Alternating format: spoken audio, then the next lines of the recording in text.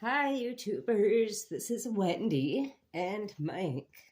And we wanted to give you a little update on where we're at with our court cases. July 25th, 2022, we filed a civil complaint with Morrison County Sheriff's Department. Here's the complaint here. I'm going to go through that.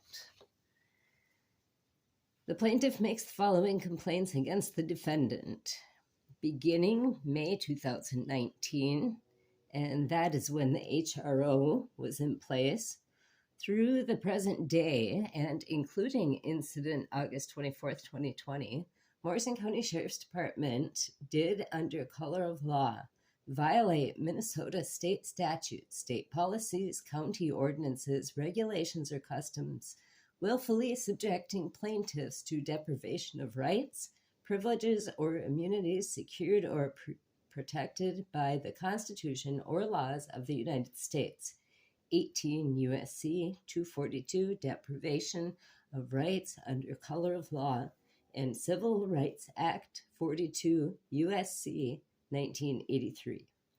The following specific peace officers named in the incident on August 24th, 2020 included 1. Morrison County Sheriff Shawn Larsen, 2. Morrison County Deputy Jason McDonald, 3. Morrison County Sergeant Joel Gross, 4. Morrison County Deputy Haston Wartenberg, 5. Morrison County Deputy Calvin Cheetah, 6. Morrison County David Callis, 7. Morrison County Deputy Rick Madison, 8. Pierce Police Department Chief of Police Eric Hannigan, 9. Minnesota State Patrol Brainerd Division Trooper Brown and Trooper Daniel Owens, 10.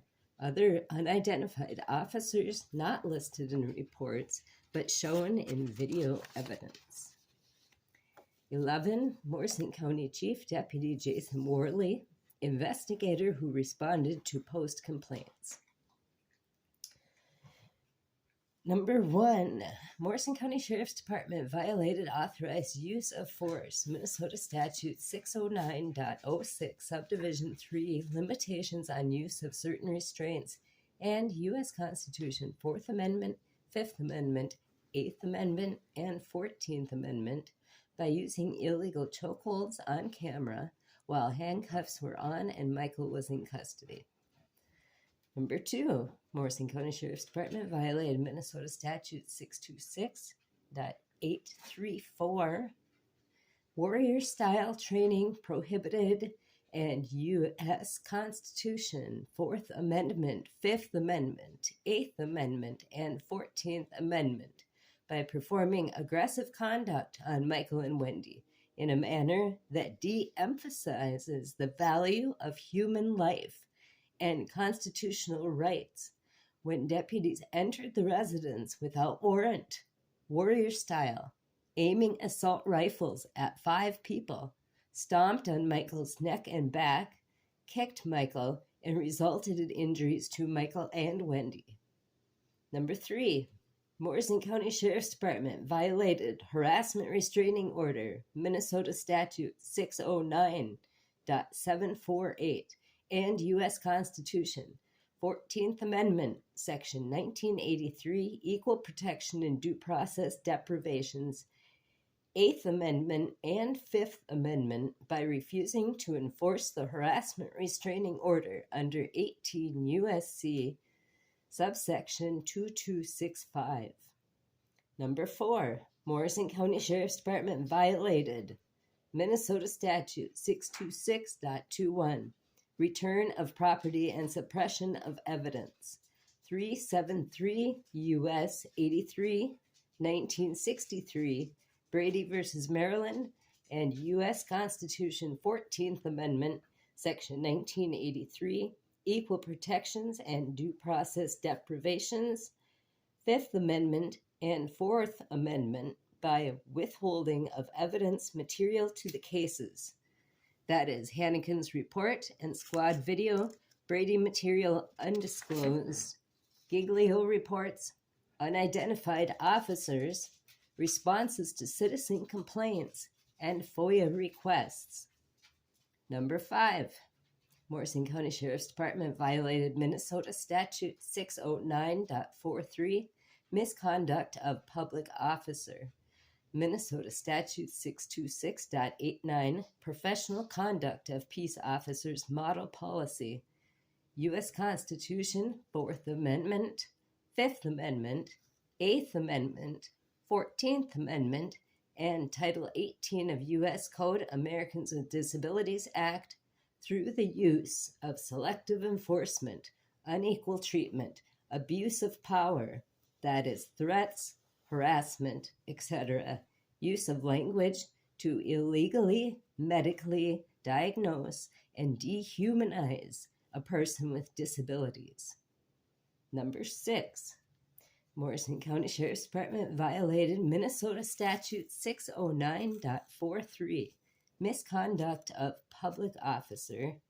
Minnesota Statute 626.89, professional conduct of peace officers. U.S. Constitution 4th Amendment, right against unreasonable seizure and arrest in form of excessive force. U.S. Constitution 8th Amendment, excessive bail, fines, cruel and unusual punishment forbidden, and Section 1983 U.S. Constitution 14th Amendment, equal protection and due process deprivations by knowingly producing false police reports, falsifying evidence, and making false charges on plaintiffs. Number 7, Morrison County Sheriff's Department violated Minnesota Statute 626.8475, duty to intercede and report. Minnesota Statute 626.5534, use of force reporting. U.S. Constitution 5th Amendment and U.S. Constitution 14th Amendment, equal protection and due process deprivations by observing another peace officer use force that exceeds the degree of force permitted by law and failing to report. Based on the complaints above, plaintiffs demand the following relief.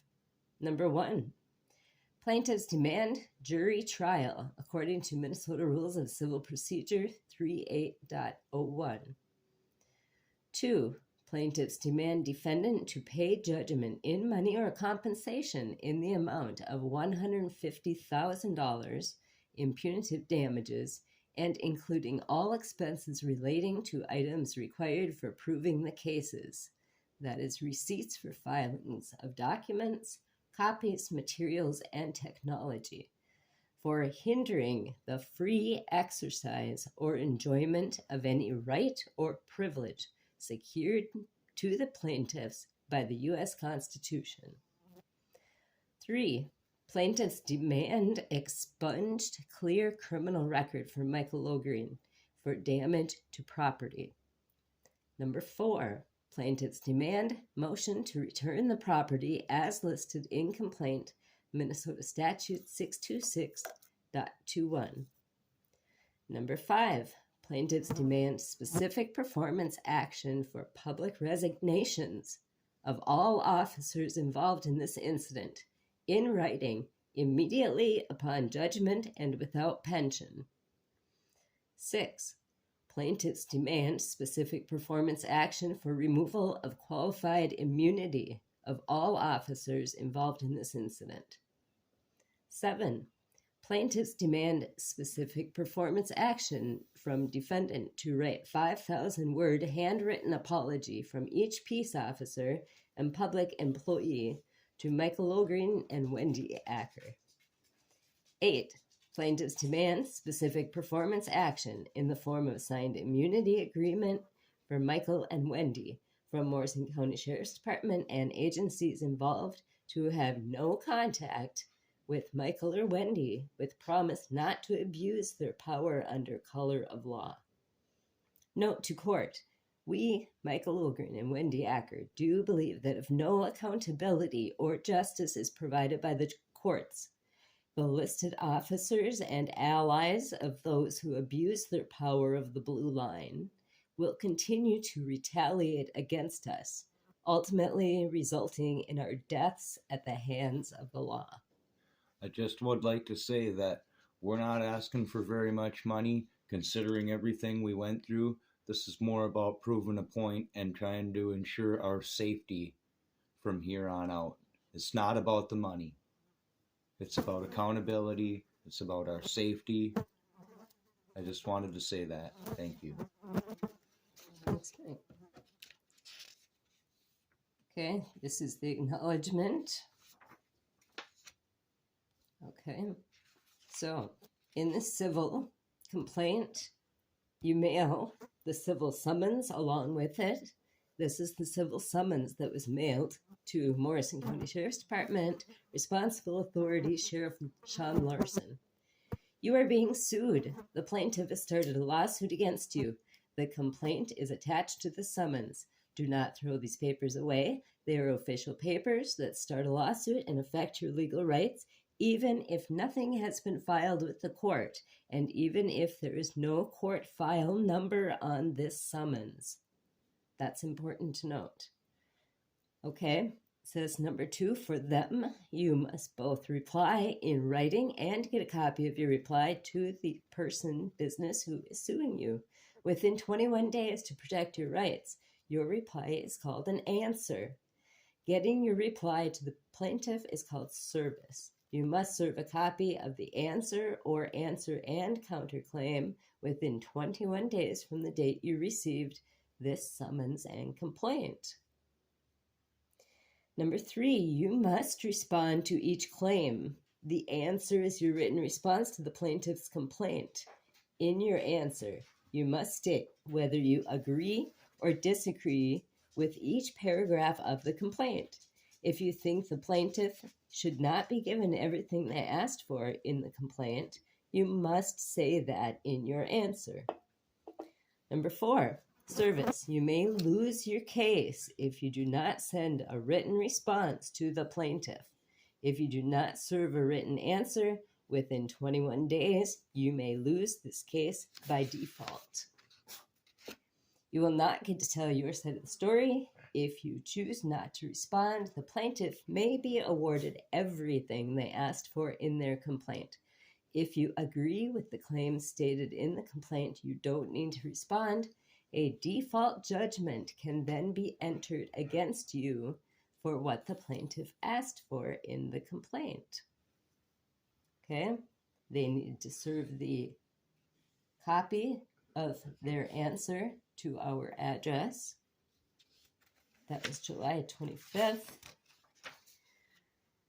So August 2nd, we got confirmation that someone from the Morrison County Sheriff's Department signed that they received this. 21 days has passed by. Oh, we did the affidavit for proceeding in forma pauperis as well. We filled out that form, and that...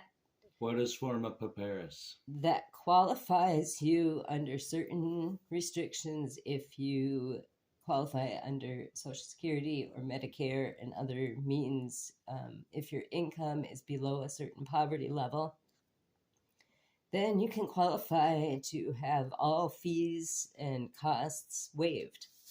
So, for instance, for this civil case, it would have cost $295 or something like that. And we were granted in forma pauperis, so we didn't have to pay that. We were granted, so we didn't have to pay that. Okay. I have... This is our affidavit of service by mail for the default judgment. Here, I'll get it a little closer here. Okay. This is the default judgment that we entered that